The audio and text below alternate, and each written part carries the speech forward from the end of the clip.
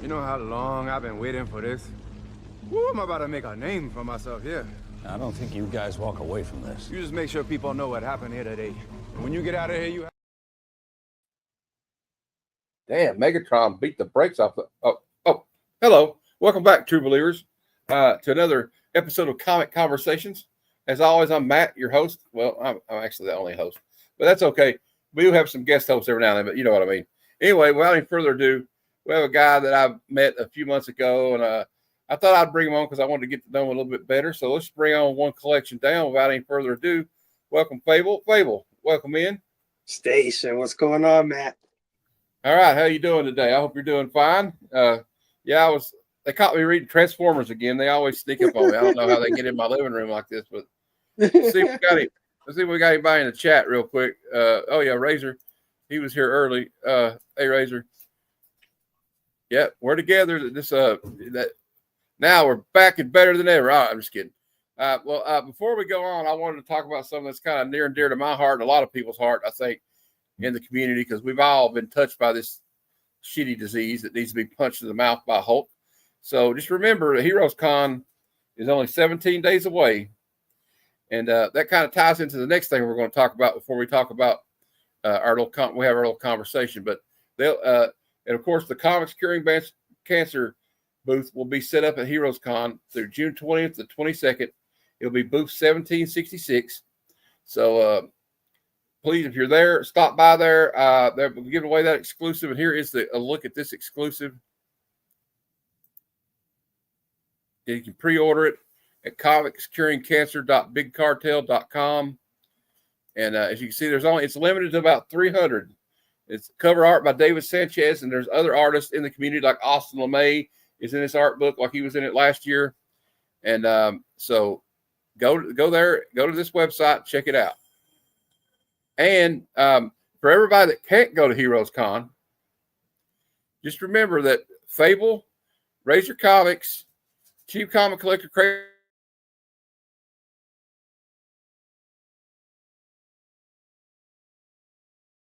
If I can get it to work. All right. Okay, we're having a malfunction here, but hold on a minute. It'll come up in a minute. I hope. Did everybody hear me? All right. I hope I'm not frozen up. No, you're good, Matt. I hear you. I can't get it to do anything. All right.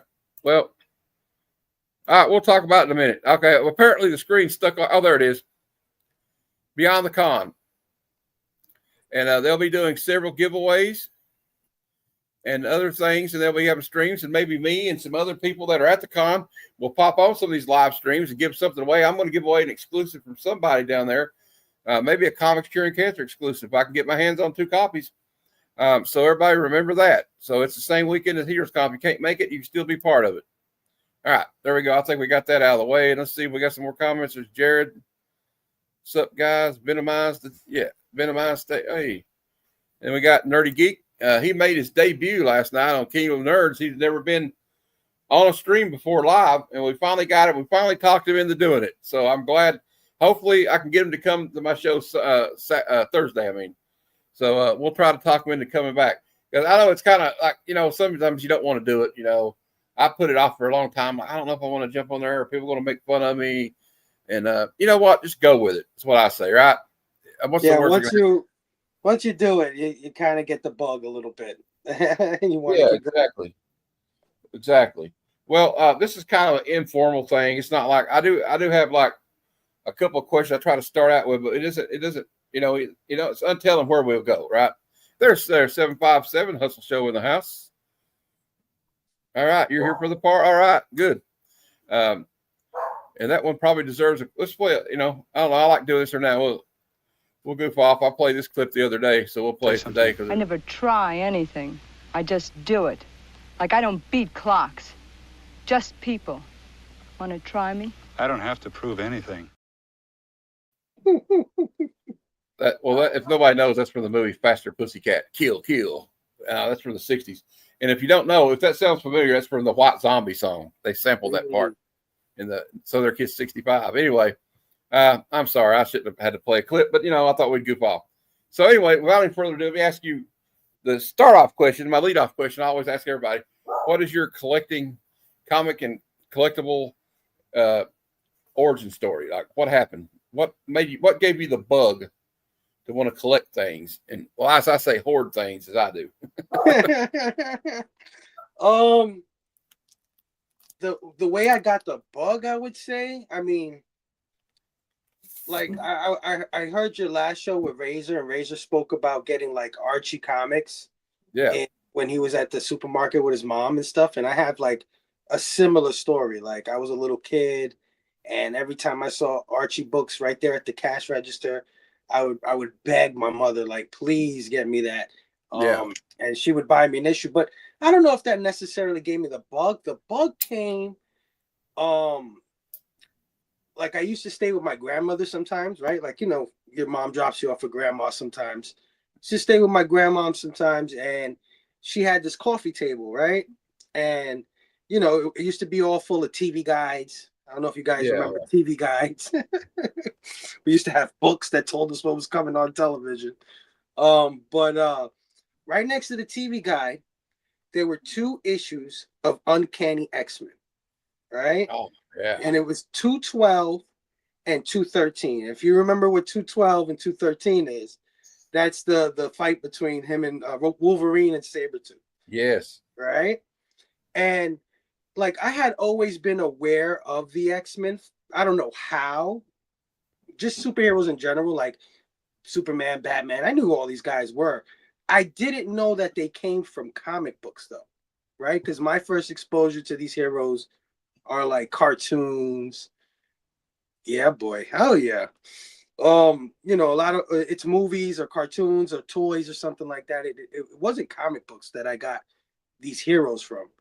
So I was always aware of these characters, but when I saw the cover of 212, which is Wolverine all slashed up and bloody, I was like, what the heck is this? Like, you know what I mean?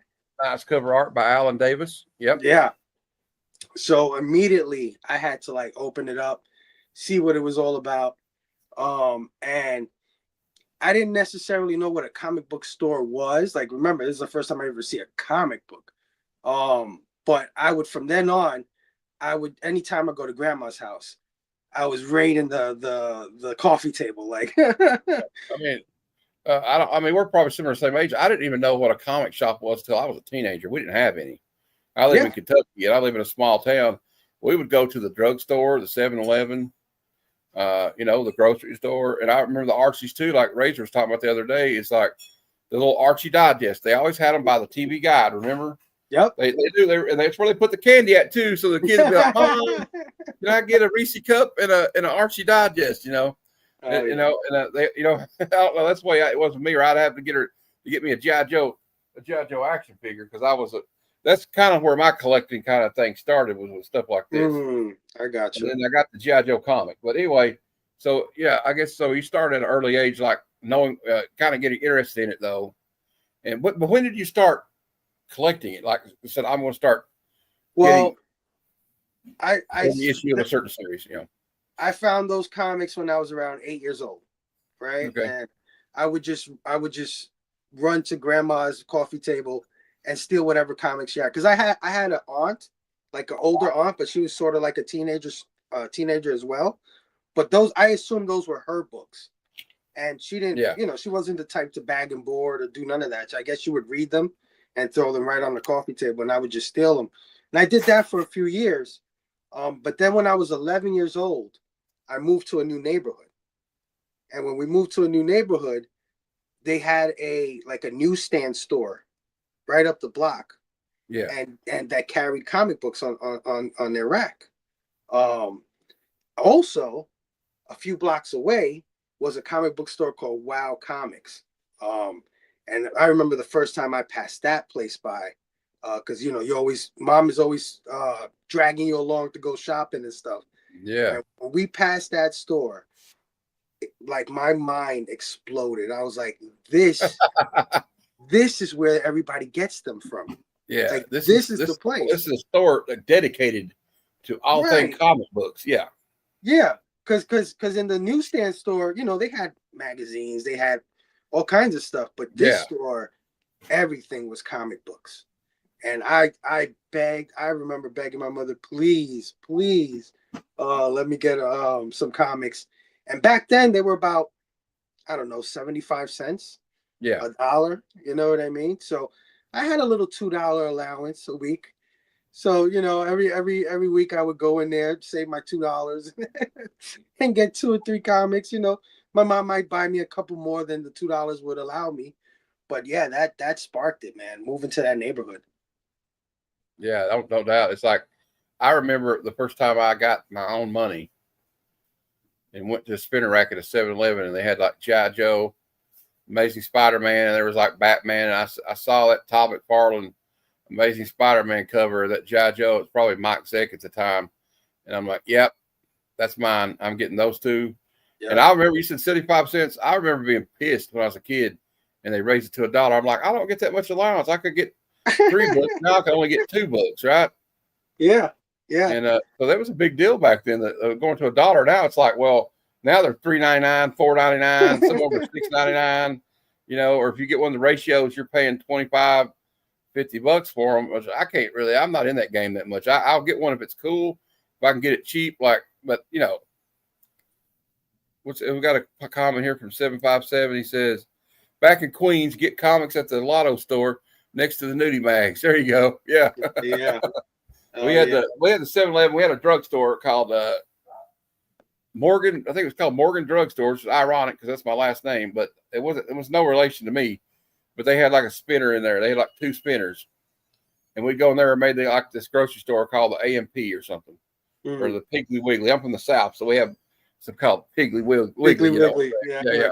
But anyway, one a local one, Pick Pack. Anyway, so that got you kind of into it, and like I remember what you're saying about your cousin.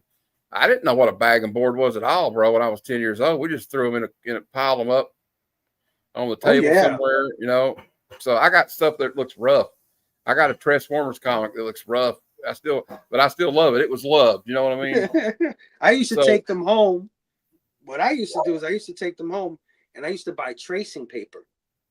And I would take the tracing paper and put it over the panels and trace Wolverine, trace Spider-Man, trace whatever panel like really stood out to me. And that's how kind of I learned to draw at the same time by tracing the panels. Okay. Not knowing that I was like, imprinting the pencil onto the pages. No. Yeah. But I didn't think like that, So when did you what age did you start drawing? Oh man, since I could remember. I actually went to a high school here in New York called the High School of Art and Design with the intention of working for Marvel. Okay. So I got pretty good. Like I got really good, to be honest. But the thing about art school is that they try to teach you traditionally how to draw. You know what I mean? And that's cool. But they would also like, whenever you got a little too creative, let's say, they would like reprimand you for that kind of thing. And I felt like, art is art. Like, it doesn't have to be anatomically correct. And I remember some kids, they drew their way, and they were like, no, that's wrong. You do it like this. And I was like, you know what? I don't think I like this. So, what's funny about you? Kind of like took it out of me. That makes me think of like this image right here when you say anatomically correct. Todd McFarlane was like, screw that. Spider-Man's not anatomically correct. That's what I grew up reading. That's what I was trying to do. Exactly. And like, but you would think that a guy that has the powers of a spider would kind of move like that. You know what I mean? Like maybe he's double jointed. I don't know, but like, what's cooler than that though, Fable? You know what I mean? He's trying to draw what's I cool. think sometimes they kind of they stop you a little bit. It's what they were doing. I guess they wanted you to be like, well, you have to draw like this. Yeah, it turned me off. Like I understand it now in hindsight, but when you're 13, 14 years old and you're trying to draw like Todd McFarlane and you're being told, no, that's not right. It's like, well, when are we going to do the cool stuff? You know what I mean? Like I don't want to draw more about. You want to know more about cartoonist stuff, like being a cartoonist or illustrator. They have a still life with the vases and the people and how to how many heads tall somebody should be and You know what I mean? I wanted to know about perspective. I wanted to know about, you know, just cool ways to do things. But it was like Yeah. it was very traditional, and after a while, it turned me off. I can understand that. I remember having I used to try to draw when I was a kid, and then I went to this art class. This art teacher's name was Mr. Park. And I was always drawing like combat scenes or something. My dad was in Vietnam. My uncles were in Vietnam. And so I was fascinated by like Army movies and G.I. Joe comics and Sergeant Rock. And I would draw like battle scenes with like, you know, Cobra Commander and Duke facing off. Oh, you need to learn how to draw something else. That's it. That's, you know, like he really shit on it. You know, really shit all over it. And so that kind of discouraged me too. But Yeah. my mom's a wonderful art. No, okay. You used to draw a gun shooting and you'd go, "Pam." Yeah, I would act it out when I would draw it. Mom's over here. Hey, Mom. Yeah, I would do that. We used to, yeah, we do all kinds of stuff like that. But I kind of like fell off the art thing, I guess, when I went to high school and started driving a car and getting interested in girls. I guess it was, and that same thing with comic books for a while. Yeah. I still kind of read them, but you know, back like when we went to school, dude, there wasn't, you know what I'm saying? It wasn't cool if you were It the wasn't kid that cool. read comic books. Yeah. Now it's like, well, it's kind of like, I think some shows like The Big Bang Theory have kind of made it like seem a little bit more normalized, maybe, even though the show kind of poked fun at that. But you know what I mean? Well, yeah, So I it mean, was- things like the MCU. The MCU was a big one, I think. It shined a spotlight on comics where everybody was like, "Yeah, those are cool characters. I want to know about them." And then everybody kind of like wanted to know about it. You know, at least pick up a book, something. When they finally figured out the Hollywood thing, because I remember when we were growing up, man, there were some pretty bad movies. That Captain America movie they made in 1990. He's got like the fake ears, and that's probably coming soon to bad cinema, by the way, guys. So stay tuned for that. But we got to do that. I mean, but see, I suffer for my show. I watch these movies so they don't have to. But I encourage you to watch along, you know. But anyway, so do you also what were like some of the toys you collected when you were or played with when you were a kid? Mostly GI Joes and Transformers. Yeah, Maybe a little Thundercats here and there. A little He-Man, maybe sprinkled in. He-Man, yeah. Well, you know what? To be honest, I probably started with He-Man. I was probably the beginning, and then it graduated because Transformers was really expensive. Like, yeah, they were. Even back then, they were very expensive. Yeah, yeah, and we were poor, like really poor. You know what I mean? So, yeah, mom was like, I didn't know what they cost, but I know her face, and she was like, "I'm not paying that for that." You know what I mean? Well, yeah, and it's probably easier, like when you're on a budget, to get your kid like a little 3 1/4 G.I. Joe figure because they weren't as much. Yeah, I ended up with way more Joes than Transformers, even though Transformers was more of my love. But hey, I take some Joes. You know what I mean? If that's what I can get, I'll take them. Oh, absolutely. So I got a question for you. I think I know. I never asked you before, but I think I kind of figured it out. But I'll see what your answer is. Why do you call your channel One Collection Down? Well, when I got back into comic books back in 2019, I've never really had too many friends that were into comic books, right? Me neither. Really. As a child, as a teenager, I never knew many people who collected comics or had a passion for nerd culture the way I had it. You know what I mean? Like, just people weren't watching cartoons. They were more into sports and stuff like that. Yeah. So when I started collecting again in 2019, I wanted to find friends. You know, I wanted to find like-minded people. Now we're in the era of social media. Yeah. You know, it's a lot different. So I was like, you know, a good place probably would be Instagram to try to share my love of comic books or find other people that are into this because, you know, I'm not into taking pictures of myself, right? Like IG was like that for me. Like the reason I never had an IG was because I'm not going to take like 20 pictures of myself. At least that's what all my friends were doing, right? And take pictures of this with their hats or whatever. Yeah, the duck face, like Where the ladies are doing like this. right.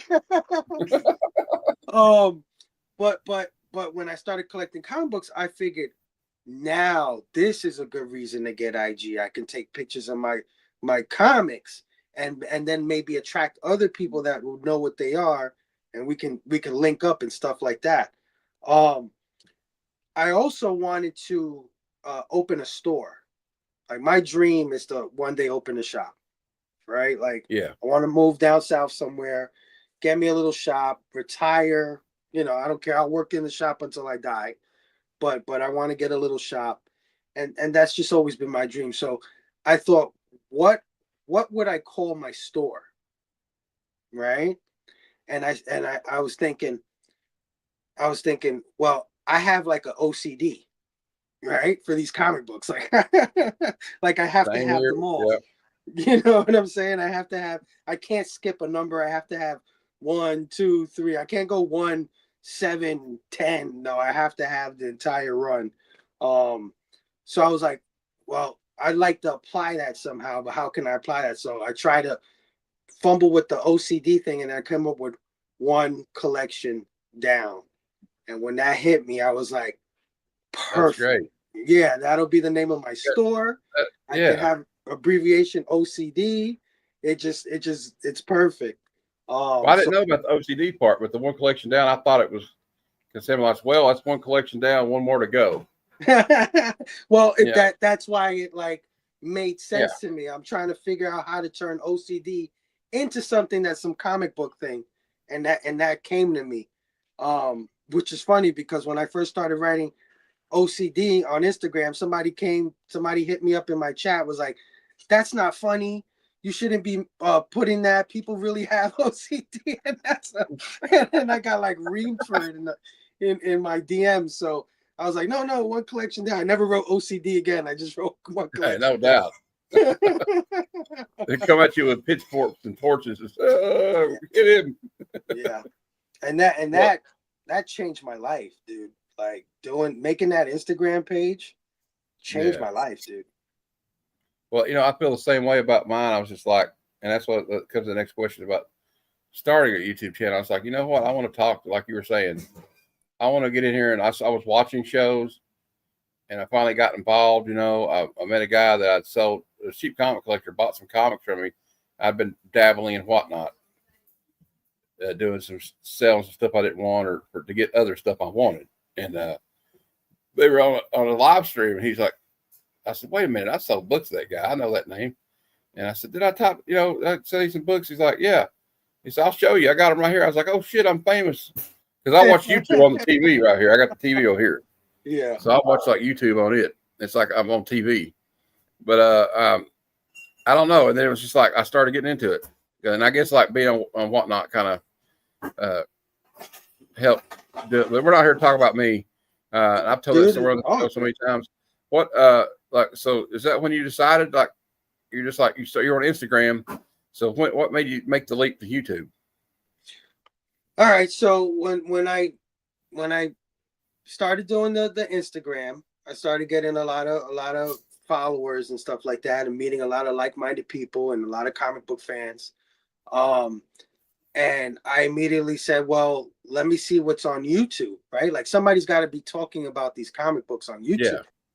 So I started looking up a bunch of comic book content on YouTube, and the first few channels that I came across, they were kind of mean.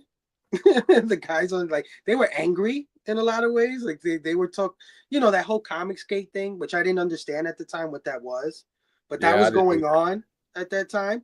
So there's a lot of people, being angry about the state of comics, and they would complain about it. And there was one guy that would rip them, like, what is this garbage?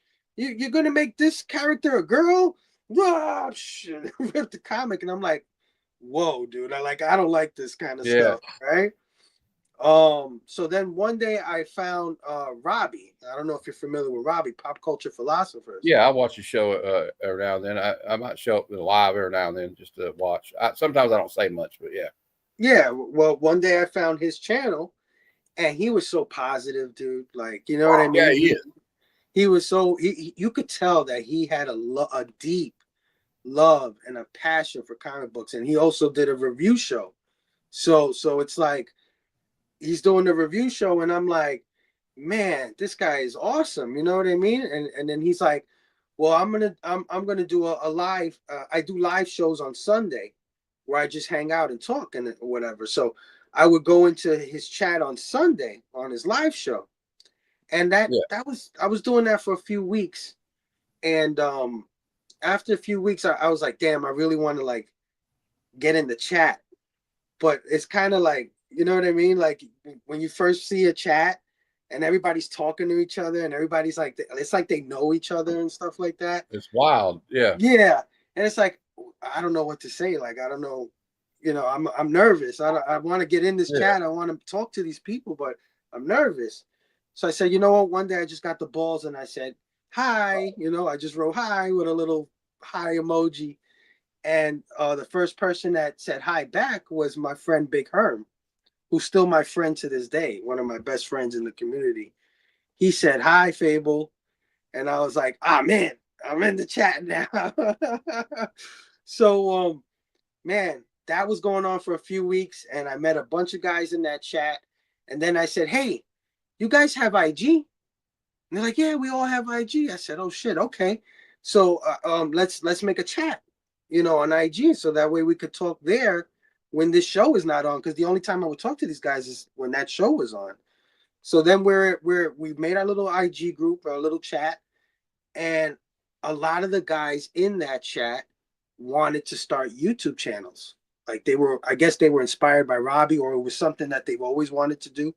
At least 3 or 4 or even 5 of them wanted to do YouTube channels. And, you know, I'm very camera shy, or at least I used to be camera shy, right? I don't want to be on camera. And those guys used to be like, you should do one too. And I'm like, no, that's you guys. I'll support you guys. You know what I mean? I'll be there for you. I'll be there in your chats or whatever, but that's your guys' thing. But after a while, I said, you know what? I'll do it, but I'll do it on Instagram, right? Because nobody's going to want to watch my dumbass. There's so many people on YouTube already. You know what I mean? Like, what competition? You know what I mean? I can never be as good as these guys. And I'm talking, you know, I'm watching Comic Tom, I'm watching Robbie. These guys are great, you know. Hey Caroline. So I'm like, I'm gonna do it on Instagram. That way nobody can see me, you know what I mean? It won't be that big of a deal. Thanks, Rob.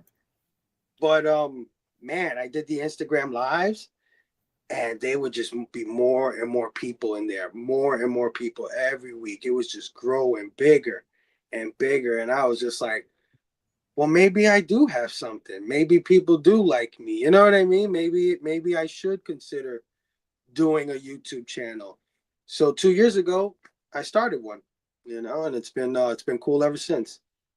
Well, you always wonder, will anybody want to even watch me, like open a comic box or like talk about comic books, and that's why I like people like the comic culture, pop culture philosophers. I always say it wrong.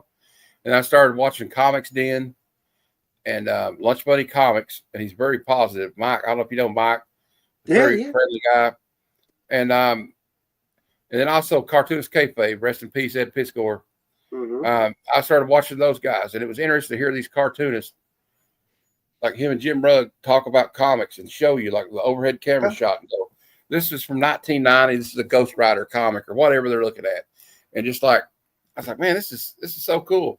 But then I did see the people like you're talking about ripping up comics. I was like, have these people ever watched? Do these people forget comic books? They turn Thor into Jane Foster, but that doesn't mean they're not going to bring Thor back. You know, everybody thought that, I mean, I didn't understand that. But you're right. I didn't like the negativity, so I was nervous, like somebody's going to make fun of me. But I don't really give a shit now. But like I was worried about it at first. But I'm glad you're here, though, man. I'm glad I got to meet people like you.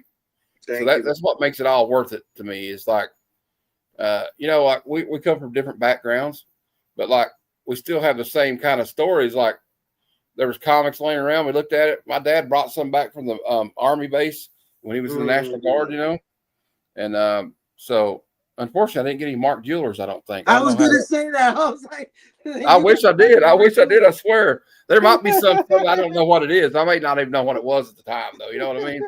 But he would go like, because in the National Guard, they go on maneuvers every year and for like 2 weeks. Mm-hmm. And so he would go with a PX at like Fort Benning, Georgia, or wherever they were at, and bring me back some comic books. I remember like he'd bring me back. You remember Hot Stuff or the little devil guy? And Casper Never the seen Friendly that Ghost. Yeah. Oh yeah, Casper for sure, but no, not Hot Stuff. He was like a devil. He's like a little baby devil. It's like, I can't remember. If anybody in the chat remembers that, let me know. Anyway, so yeah, and then you meet people like, I was nervous too. I remember what you were saying there about like the first time I went on a live. I don't know how you felt about it, but I think it was like it was like a couple of them. It was like when Cyclotronic shout out to Aaron, Cyclotronic Squirt Gun, and Rob was on there, Cheap Comic Collector. And it was also Mad Spidey's Outback, but like I didn't know, like they had inside jokes with each other. Yeah, They're talking about stuff I didn't know, so I would just stay silent half the time because I didn't, unless they said, "Oh, did you read Transformers?" Go, yeah, Transformers or GI Joe or something, and I would start talking about it. But then after you get to know them, you kind of feel into it. Okay, Nerdy Geek remembers it. Thanks, somebody. I'm glad. I thought I was going crazy. I thought it could have been the Mandela effect. But anyway, you jumped in at the deep end though, because you jumped in with guys that were already doing it. Yeah. Me and the guys that I was doing it with, we were all starting out at the same time. So yeah, it was at least we had that with each other. So I could imagine how nervous you were. Yeah, it was like I don't know, but like what's great about this community, and I hear a lot of negativity here lately. And we won't get into that because I don't do that here. Like it's about my love of comic books and movies and pop culture. But what you worry, I don't know. I kind of lost my train of thought when I said that. But like, no, you get nervous though, like watching that. You're like, I don't want to get involved in that. And I can see stuff going on. I'm like, I'm not going to get involved. I'm just going to say it. What I'm saying is, but there's so many. But the good people. That's what I meant. The good people outweigh the negative people. Oh yeah, big time. I've had people send me stuff. I have people sending me stuff like, hey, we'll do AOK. My friend Aaron's doing trades with me. Cheap Comic Collector. We got like a whole underground network. You know what I mean? Yeah. I'll jump into some random comic book YouTubers live stream that I've never heard of before, and I'll look at their chat, and it'll be filled with names of people I've never seen in the community. Yeah. You know what I mean? This community, no matter how many people you meet, it is still like a grain of sand in the desert. There's people I don't know. Yeah, I know exactly what you mean. And I'm meeting somebody every day. All the time. That's why I do this show. Because there's an unlimited amount of people that I could reach out to. They're not all going to answer me. Mm-hmm. But, every now and then, like, there's a guy, I don't know if you've seen the kid, Kurt's Comics review. Mm-hmm. He does these videos where he goes to, like, he's trying to go to every comic shop in every state. Like, he started with Michigan. Oh, wow. And he did with Georgia. But, like, I just caught him one day, and I was like, I don't know him. But he's like, yeah, I'll come on. That sounds like fun. Or Lunch Money Comics didn't really know me. He knew somebody that knew me. And he came on. So it's just like, you never know people. Like, there's some people that won't. But, like, I even had Chris Comic Tropes on here, which was a shock. I mean, that he's like, I had to work around his schedule, obviously, but because he's on the West Coast. Still, he came on. Well, dude, I about maybe 2 years into doing the Instagram lives, Comic Tom was doing his comic book, the comic book he was doing. And I told one of my friends, I said, I'm just gonna reach out to him. And see, So I wrote him a big note on Instagram, and I'm like, hey, my name is Fable. I do an Instagram live, and we just talk about comic news. It's not really interviews or anything like that, but I love to have somebody like you on to give your opinions on some of the headlines that are going on in the community. And you know what he hit me up with, Matt? What? It's about time. That's cool. He knew me already, dude. Like, I don't know how. Don't ask me how. But he said it, sure. And it was like, no problem. And I had him and Fire Guy Ryan. They came on. Fire Guy Ryan, when I first hit him up, he sends me back a picture of himself doing the station. And I was like, wow, I was so flattered. But yeah, That's man, cool. to definitely never be too scared to go out there and reach out to people At least, for yeah. sure. And, I've reached out to him. He hasn't answered me, but I'm sure he's a busy man right now. But maybe he'll get back to me. I asked, I talked to Fire Guy Ryan. I didn't talk to him, but I sent him a message. And I've said, but I don't really do it for like. I know some people come on here like, oh, maybe this guy will boost my channel, and I have thought that before. But like, I don't really care. I'll have people on here that got less subscribers than I do, and I only have Absolutely, dude. 425. I just want to get to know other people, and I've made friends doing this. I think Lisa. I think it's a question. I guess she wants to know where your LCS. What LCS you go to? Like currently, right now. Yeah. Well, I don't have an LCS. There is a small comic shop that was by my job down in 138th Street. Lisa's from the Bronx, so she knows where I'm talking about. It's in the South Bronx on 138th. It's a real little hole in the wall. It's called Exile Comics. That's where I was going, but honestly, 90% of my collection comes from the mail. I order most of my things from Midtown or my comic shop or G-Mart or something like that. Well, the closest comic shops around me are like 40 minutes, an hour away. Yeah. Because like I said, I live in the mountains in Southeast Kentucky. So we don't really, there's like places that have like comics, like they have places that sell like games like Pokemon and Magic. They have a few short boxes, maybe, and that's the closest one. There's like one, or they mainly sell video games, but they have like a magazine rack with some used comics, Hey, there's Derek. There's one of my mods. Hey, Derek. Hey, Derek. So my LCS is mycomicshop.com, Lone Star Comics, formerly Lone Star Comics. Yeah. I had one in Yonkers called Spiderweb or the Spider's Web, something like that. But that one, unfortunately, they got closed down. They couldn't take the hit from COVID and all that stuff. Yeah, sadly, a lot of shops, not just comic shops, a lot of small businesses closed because of that. And she's saying to check out Collector Cave. I actually ordered from Collector Cave, but I don't know where they are, Lisa. So if you could tell me where they're at, I'll definitely check them out. But I've ordered from that place. Well, I've ordered from Midtown before, but like the reason I stick with my comic shop is because 35% off pre-orders. That's the main reason. I think that's a pretty good. Yeah. That's the same thing with Midtown. Midtown does the same. G-Mart does the same. I may try them out one time, because I thought about it. She said it's on 30. Oh, Middletown Road. Yeah, I know where that is. In the Bronx. All right. Yeah. All right, cool. Okay. Oh yeah. I said the 6th train. I got you. So what are some of the things what do you enjoy about now that you're on YouTube? You kind of established there a couple of years. Is it mainly the camaraderie with other people? Is that what you enjoy the most? That's kind of what I mean. Yeah, definitely. Like my thing is to get people onto the show, people that I admire, people from all directions of the space. You know what I mean? Like you said earlier, it's not just about having the big guys on, even though I do want the big guys on. Yeah, me too. Absolutely. I try to get a lot of my Instagram friends on that never have been on a YouTube thing before. Like about a year ago, I did something called the UK special, where I had all of my friends from the United Kingdom and Ireland. Nice. Yeah, we did a whole special. I got them all on. It was about 6 or 7 dudes, all from Ireland or the UK, and we did a whole show. And none of those guys were ever on YouTube. And after after we did that show, they would all hit me up, sporadically and be like, when we gonna do the next one, Fable? When we gonna do the next one? They got the bug, you know what I mean? Hell yeah. So it's a lot of fun. That's actually a good idea. You get and that's what I like about it is they know people. That's another thing, like you were saying there, it reminded me. I get to talk to people from Australia, Canada that I probably never would have talked to. Oh yeah. In Great Britain. Shout out to DVH, Dr. Von Hu. I like that guy, man. Yeah. He's a good dude.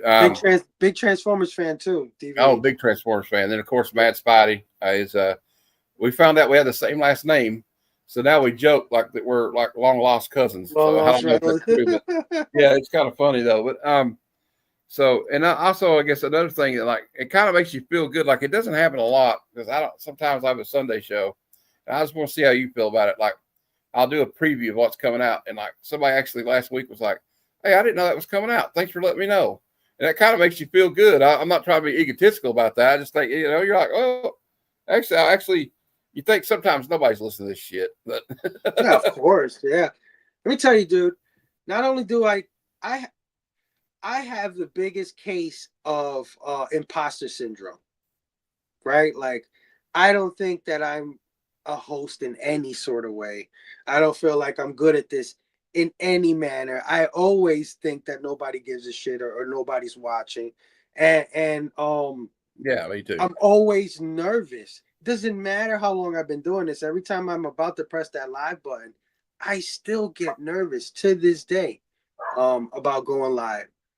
But these people are constantly reminding me, like, no, we're cool with you. You're a cool cat.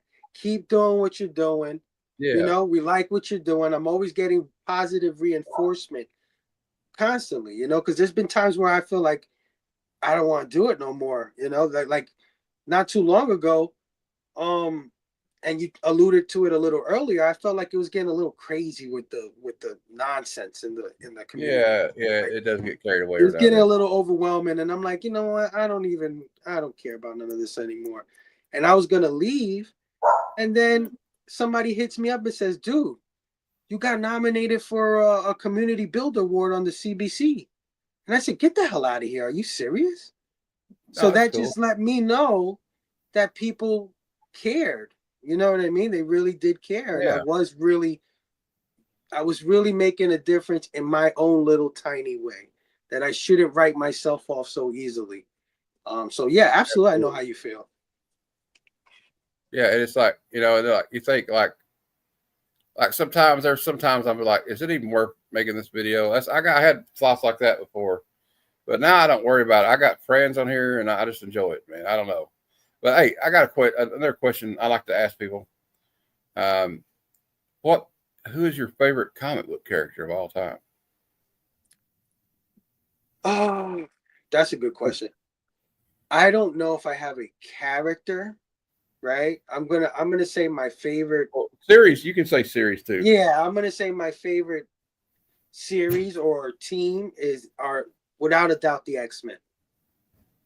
Like I said, I found the Uncanny X-Men that set off the hobby for me, and I've been a X-Men fan, a diehard X-Men fan ever since. Do I have certain characters that I like more than others? Of course, but the X-Men as a whole has always been my jam. I love them so much. Yeah, absolutely. Yeah, I can't really pick one character anyway. Like, to be honest, like, yeah, there's days where I love Wolverine. Yeah. There's times where I love Cyclops. You know what? Let me not. Probably my favorite X-Men is Kitty Pryde, Shadowcat. That's actually a good one. That's a good. Yeah. I just bought a Marvel Age comic of her on it with Wolverine. They're busting out of the comic cover. Mm-hmm. I just like those two paired together.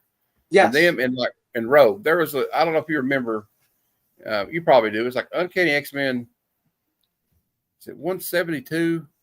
Is where Wolverine's going to go get married. It's like right after Rogue joined the X-Men, and they didn't want her in there because she was a bad guy. She worked with the evil Brotherhood of Mutants. And so then the X-Men get kidnapped in Japan, and the only one he's got left to depend on is Rogue. I absolutely love this story because it's like that was when Wolverine started trusting her. You know what I mean? Like he saved her life. She saved his life. Right. And it's like really interesting, man. You know, I just hey, Missy Mars, how you doing? Well, the thing about X-Men is that, like we were talking about earlier, it wasn't cool to read comic books, or you know what I mean. It was not some, you know. As nerds, some of us could be a little awkward. I feel like I was a little awkward as a kid and stuff like that. And the X-Men was where all the, you know, the non-desirables were, right? Like nobody liked the mutants. The outcast. The outcast, yes, thank you. Much better word. So, you know, they had their own little club, and I wanted to be in that club so bad. Like, it's like these comics are talking about me, you know? And I think a lot of kids that were into nerdy stuff felt that way, and that's what attracted them to the X-Men. to begin with. Yeah. Kind of felt like an outsider, like I remember at one point in my life when I was in a grade school, from I can't remember what grade, but it wasn't forever, but I made the wrong impression. You know how it is when you're a kid. And I got bullied for like 2 years. So I was like, I stayed, and I didn't have a lot of friends anyway because I didn't go out and play because I have muscular dystrophy. Okay. I didn't get to, I mean, the only friend I had really was my cousin who lived, down the street. And, I went to a school. My mom worked in another town, so I had to go to a school down there. So when I went home, there was no kids that I went to school with hanging around. So I was the weird kid that read comic books. You know what I'm saying? Yeah, I got you. So, and then like comic books and toys were my friends. You spend a lot of time alone when you're sick. And so that's probably another thing. I don't know. But I feel like I'm talking more about myself, so I apologize. I love it, man. Anyway, I love it. What else do you collect besides comics? I know you collect Transformers, don't you? And figures. Yeah, man. That was the side effect. Oh yeah, it's a bad one too. It's an expensive side effect. Dude, I didn't collect. I stopped. All right. So I told you I started picking up comics around 8 years old. Yeah. I stopped around when I was 14. Right. Same here. About the same. 14, about 15 years old, somewhere around that time frame. So we're talking about 1994, 1995, somewhere around there. I didn't pick it up to 2019. That's like 25 years, dude. Like, you know what I mean? And in those 25 years, I didn't collect a thing, man. Anything at all. You didn't even dabble in it? I didn't collect nothing. Like, not a Funko Pop, nothing. Like, I had no inkling to do that. So when I started picking up the comic books and started getting a passion and rediscovering my love, right? Because I'm going to be honest with you. When I started picking up comic books in 2019, I was surprised they still made comic books. I thought they went away for some reason. I was like, oh, they still make comic books? Like that's still a thing. You know what I mean? And I was like, cool. Now I got some adult money. I'm gonna buy some comic books. You know what I mean? Hell yeah. So getting into that and then meeting all these enablers on IG and all the stuff that they're into, I started seeing people with action figures, and I said, "Shit, those toys are cool as hell." They're really cool. And then I said, "Wait a minute, I can buy toys too." Why am I acting like it's only them that have the toys? You know what I mean? And it's kind of like we're trying to buy our childhood back. Like we're buying nostalgia, right? We're buying nostalgia, right? Yeah.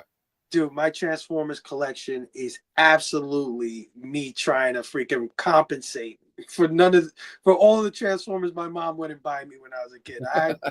I have gone absolutely off the deep end with that shit. But you know what? No regrets, man. It's fun. I love it. I look at the stuff that I've accumulated and I'm like, damn, this is cool shit. Yeah. It cool brings back all these memories. Like I found all my G.I. Joe planes, right? And helicopters, and they need to be repaired. Now I'm obsessed with looking up spare parts to try to refurbish them. You know what I mean? Yeah. So, and I know they do that. I don't really collect a lot of Transformers, but I'm afraid to. But I might get a couple of like, you know how they got the bootleg reproductions like you can get on, is it like Temu or something or Temu. And my buddy got one. I said, well, they're not too bad. Maybe I could get that. But like I looked up like an OG like Gen 1 like Soundwave, and I was like, whoa, I'm going to save up for that. I'm going to save up for that. You know what I'm saying? Well, definitely can be an expensive thing going down the vintage road. But I've never been like a vintage guy, to be honest with you, man. I've always tried to get to what's good today to prepare for tomorrow, if that makes any sense. You know what I'm saying? Like when I started my comic book collection, a lot of my friends, tons of my friends, they're chasing, the first appearance of Punisher, the first appearance of Moon Knight, the first appearance of this guy, that guy, and I'm glad that I've had those books at one time or another, but I'm not chasing the past in a lot of ways. I'm trying to like collect now for the next 30 years, right? Yeah. I've been doing both, and it's kind of can be expensive. I don't know, but I don't really. I try to localize, like minimize like the older stuff. Like I'm going for G.I. Joe and Captain America. Yeah. No, It's you going to take definitely me years to complete the Captain America run because there's some of them. You know, when I get in the Silver Age, it's going to be like you're going to get one book maybe a month, maybe every 2 months. You know what I mean? Yeah, I So, mean, listen, if I can find a stack of Uncannies at a decent price, you best believe I'm gonna pick those bad boys up. But it's the same thing with the toys. Like I do have some vintage Transformers. I do. Most of them were gifts, to be honest, though. It's not like I went out and paid $300 for them or anything like that. But I am super happy with the modern toy market. I mean, the toys that we're getting today are incredible. And McFarlane has been killing it. I was really like crestfallen when I found out they lost their DC licensing or they're going to lose it. So I was, but like, and some of the Marvel Legends stuff's pretty cool too. Oh yeah. And then you got like the other ones that I can't really afford. I don't know how you feel about that, but like some of like the Hot Toys and Sideshow, I can't really afford that. I stay away. Now, I stay away from like NECA and like Hasbro or Mattel. You know what I mean? And McFarlane, that's more my jam. I could do that. Yeah, 25. Like, I know you got the. Yeah, I'm not like the Jim Mint. I mean, I'm more power to him because he's got some amazing statues. Yeah, no, absolutely. But I can't afford like the Sideshow. Although they did have a replica of Decker's gun from Blade Runner. I was like, oh shit, I want that so bad. I just can't afford it.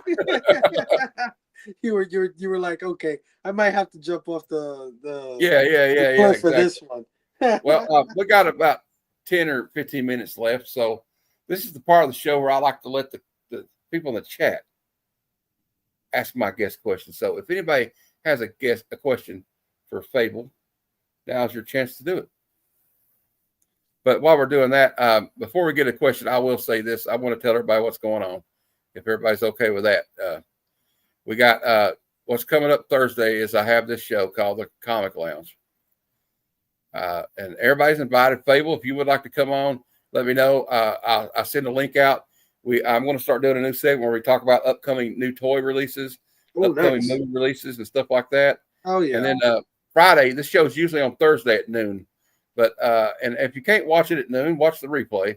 And I think you're going to be reviewing this movie soon, too. We got Conan the Barbarian for Good Cinema at noon Eastern on Friday. And so everybody remember that. And then my guest for next week's Comic Conversations is my good friend, Crazy Hungarian. Joe. Oh, yeah. Yep. He's a good guy. So everybody check that out. And Bad Cinema will be Monday at noon. And we'll be doing the movie, the Andy Sedaris film, Enemy Gold, starring Julie Strain. And I forgot, Sunday Super Show Extravaganza. Sunday at 6 p.m. Eastern. Okay, let's see if we got any questions here. Oh, we got Bobby's here. Hey, Bobby. Station Babu. Missy Mars wants to know what was your first Transformer you ever got? My first Transformer was Grimlock. Hell yeah, that's a good one to get. Like that's one of my favorite ones. See if I can find that. I got one here somewhere. I used to love dinosaurs when I was a kid. Love dinosaurs. So transforming dinosaur. Right? Yeah. That was a no-brainer. Let's see if I can find it. I got it here somewhere. Not the toy. That's my childhood copy table. See, it's got a bunch of dirt on it and it's nasty and I didn't get that comic till last year. I went to a local Comic-Con in the Bronx, and I actually met DJ Lynx at that Comic-Con. Yeah, I'm sorry, I didn't mean to interrupt you. I was just no, man. And I found it there. I didn't know they had payment plans. All right, here we got. You see what I mean about enablers? Nerdy Geek. Yeah. There you go. You're an enabler, Nerdy Geek. Thank you. Who's the coolest member of the PCP Army? Come on, it's got to be Bobby Delaghetto. Come on, it's got to be Bobby Delaghetto. Who else would it be, right? Who else would it be? Who else would it be? Bobby has one of the craziest collections I've ever seen. I know, like some of the classic G.I. Joes. Yes. The Mego toys. It's amazing. Yeah. And he's very creative. Like some of those covers he comes up with, like like have like Wolverine like stabbing Deadpool. Yeah. That was so cool. He did one for me with because I like Yara Flor, the Wonder Girl, and he did Yara Flor with the "Something's Killing the Children" mask on. Like it was sick. Like this thing is amazing. I think I got one or two of them from Bobby, but yeah, Bobby's an amazing artist. Amazing. You got Brother Joe saying, "Wait, where do I fit in?" That's the guy who sings at our show. And okay. Brother Joe, And Bobby said, "Well, you know, what can I say? Yeah, Bobby, we like you, man. You're good. I like him, and I always liked this Doctor Doom mask. I thought it was cool. Yeah. What's he say? I love it. Playing station. All right. Hey. Don't worry, Nerdy Glad Geek. everybody showed They up. say the You know, same thing about me, dude. They're like, blame Fable. That's where blame Fable comes from. okay. I was wondering about I'm that. the enabler. I'm like, they got a thing called PayPal Pay in 4, right? You don't have to pay the whole thing, right? Yeah. I did it with John with Comics. Was like, I don't know if I want to get into collecting statues and toys. He said. I said, well, that Storm statue with Farland Toys is on sale for $17.99 right now. And he's like, damn it, Matt. Now I'm going to have to order it. Yeah, I'm constantly doing that to my friends, constantly. We're like, well, like, thank you, Nerdy Geeks. Like they have a payment plan. Now, what's going to happen though after the show? I'm going to go look up the fucking payment plan. Yeah. Pardon my language, but I do the same thing too. I'm like, hey, listen, I'm just letting you guys know. Don't blame me. I'm just putting information out there. Whatever you do with it, it's not my decision. There you go. Oh, thank you, Nerdy Geek. Awesome, dude. The masked man, Bobby G. That's right. But if you're off the stream with him, he will unmask, but not on the stream. Right. Bobby has a baby picture. Bobby has a baby picture where he has the mask on. Of course. He was like Bane. He said, I was born in it, molded by it. I like you guys though, man. It's been really a pleasure talking to you. And I don't know if everybody's got a few more minutes, guys. I don't want to keep my guest all night because he was gracious enough to come on my channel, and I really appreciate it. But if anybody's got any last minute questions, please let me know, and we'll talk about it. And while we're waiting on anybody more questions, Fable, what do you got coming up on your channel? And tell everybody about. Well, we've been on hiatus for the past few weeks, but we are coming back on June 20th. 9 p.m. Eastern. We're actually going to be a part of Razors Beyond the Con thing that he's got going on. Because my co-hosts, like half of them are going to Heroes Con. So you're going to see half of the people on my show at that con, Matt. So I don't have anybody on the show. I'm getting people to come on, but I'll jump on if you want me to. Oh, absolutely, dude! Hell yeah, dude. But yeah, Razor said, I want to do this thing for people who can't make it to the con. I want to do this giveaway. Just do a series of shows. Everybody can do giveaways and stuff for people who can't make it. And I was like, dude, I definitely want to be a part of that. I love things like that, positive things like that.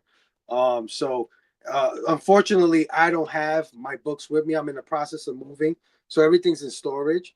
But Ray was nice enough to provide the giveaway. He said, dude, if you don't got anything, I got stuff that I can give away. You just do the wheel thing on your show or whatever. And so, we worked it out. So yeah, June 20th is when we're gonna do that. And another thing we're doing is something called Action Fest, where we review action movies for a month. And I have 4 movies coming up that I'm doing. I'm doing I Come in Peace. I'm doing Wanted, The Chronicles of Riddick, and then we're gonna end it off with True Romance. So, Oh, one of my favorite all-time movies, by the Yeah. way. yeah. So- Gary Oldman is just, Gary he's Oldman, only in the movie for a little while, but like, yeah, man, he steals the show, doesn't he? he's one of the greatest character actors of all I time. like what they said to him, like when Tony Scott was like, "I want you to play a part in my movie." Yeah. You know what Tony Scott asked him when they cast him? He said, "I want you to do a movie for me, and I want you to be a pimp that thinks he's black." Yeah, And yeah, he's like, yeah. "When can you audition?" He said, "I'll agree to it right now." He said, "I'll do it right now. I don't have to read the script." So that was interesting. But all right, guys. So we don't have any more questions. I'm just gonna I want to put this out here real quick because I think everybody in this community has unfortunately been touched by cancer in one way or another. I lost my stepfather to cancer. I've had 3 uncles that have passed away from cancer, and an aunt that's passed away from cancer. So, and a couple of friends. And so it's one of those things that just, and I think we need to Hulk smash this out. So if you could go out, this is going to be happening soon. They're going to be at Heroes Convention. They'll be at booth 1766. But if you can't make it to Heroes Con and you want one of the exclusives by David Sanchez, it's an amazing cover, I think. And there's this art book with several artists and contributors have been in it. Here's the website for that: comicscuringcancer.bigcartel.com. You can also check out their Instagram page, and I think when is the auctions? That starts in October, right? Yeah, usually around then. Yeah, I did I was part of it last year when they did it. And all donations go to cancer. So it was great. Me and you have a lot in common, dude. Like a good 3/4 of my family have died to cancer, so I know exactly how you feel. And one of our members of the Bad Batch died of cancer 2 years ago. So I know where you're coming from, bro. It definitely, if anybody can help out, donate to the cause, that'd be awesome. yeah, and remember, all proceeds, like they do have to take out some for shipping, but you donate directly. Correct me if I'm wrong, to the Cancer Society or cancer. Yeah, it goes directly to them. It goes directly to the American. They work with them now, and they've had a portal open up to them, and like they have people that like renowned artists that everybody knows, like Scotty Young has donated stuff. Like last year, he had a whole collection of the little Marvels. I remember watching it go auction off. It was like all signed. I didn't have enough money to get it. But I was like, damn, I wish I could bid on that. So, and there is the link. Lisa was so kind to put in there. Yeah. Thank you, Lisa. I appreciate it. But guys, thank you for coming out. And I'd like to thank my guest for coming on here and being gracious enough to come on my show. And I hope to have you back sometime. So it's a lot of fun, man. I guess we'll just end it there. And just remember, everybody, until next time, true believers, excel. Come, son of Jarrell! Kneel before Zod! Snoochie boochies.